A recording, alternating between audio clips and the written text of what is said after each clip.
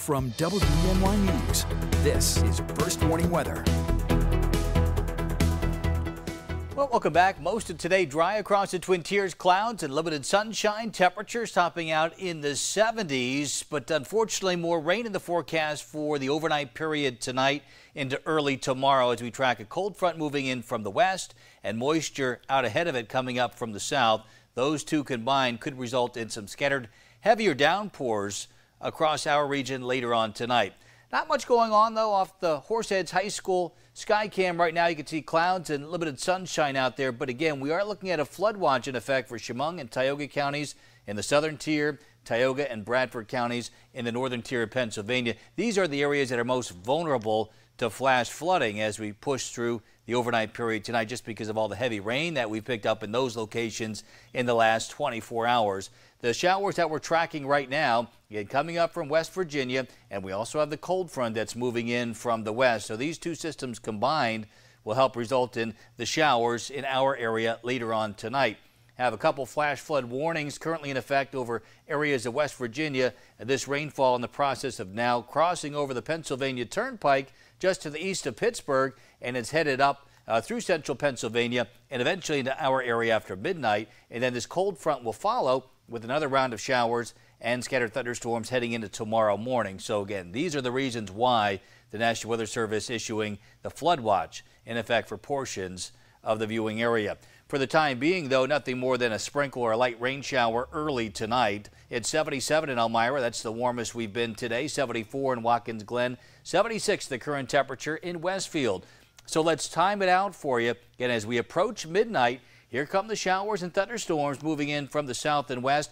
Pockets of heavy rain. It's hard to pinpoint exactly which communities will pick up the heaviest rainfall, but the potential is there for heavy rain, which could result in localized flash flooding. So stay tuned to WENY through the overnight period, and we'll certainly pass along any alerts that may be issued by the National Weather Service, especially if you live in a flood-prone area along a smaller stream, creek, or culvert that has the potential of overflowing. That's certainly a possibility, unfortunately, tonight. And then tomorrow, a spotty shower or two still possible, and then a dry stretch will follow as we go through the rest of the week and through the holiday weekend. Again, the latest guidance trying to pinpoint some areas with over an inch of rain, but it's kind of scattered in nature. Each model run kind of shifting it just east or west just a little bit. Bottom line is conditions are favorable area-wide for the potential for heavy rain. Quick look at Idalia, now a Category 2 hurricane. Sustained winds of 100 miles an hour heading towards the Big Bend area of Florida, possibly as a Category 3 hurricane, and then it's going to curve out to sea over the Carolinas. So we're not anticipating any impacts locally across the Twin Tiers. So good news for us, especially considering the fact that we've gotten all that heavy rain recently, but not so fortunate for the folks in the southeastern United States. 78 is what we forecast today. Now, our new high now 77. 61 for a low tonight. Showers and thunderstorms in the forecast. 74 for tomorrow. Still a leftover shower possible. Look at this dry stretch, though, after we get through tomorrow. We're talking Thursday, Friday, Saturday, Sunday, Labor Day, and Tuesday, all dry, with temperatures closing in on 90 degrees for the end of the holiday weekend. So we're talking potentially a heat wave going into early next week.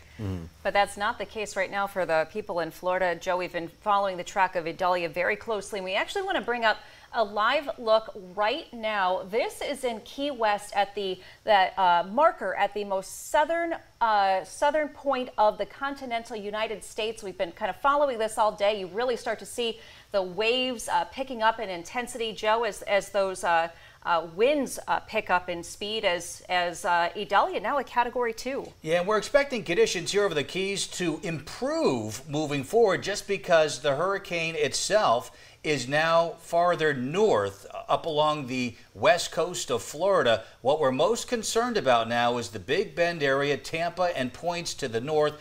Look at how the state of Florida is curved, that goes off towards the west here, and all that water, that storm surge, that's what I'm most concerned about as Idalia pushes up towards the Big Bend area. We could talk about a storm surge in the double digits, perhaps 10, 11, 12 feet. So storm surge, what does that mean? It means how high the water is, and then you have the waves on top of the storm surge. So it could be just devastating. We saw the effects of what Ian did last year. Southwestern Florida could play out a similar scenario, areas north of Tampa, as we go through the next 24 hours. Now, real quick, we saw that storm system off to the east coast of Florida, Franklin. Do we have to be worried about that, or does Florida have to be worried? We're not worried about Franklin. That was a major hurricane, Category 4 yesterday, and it had a decent eye to it.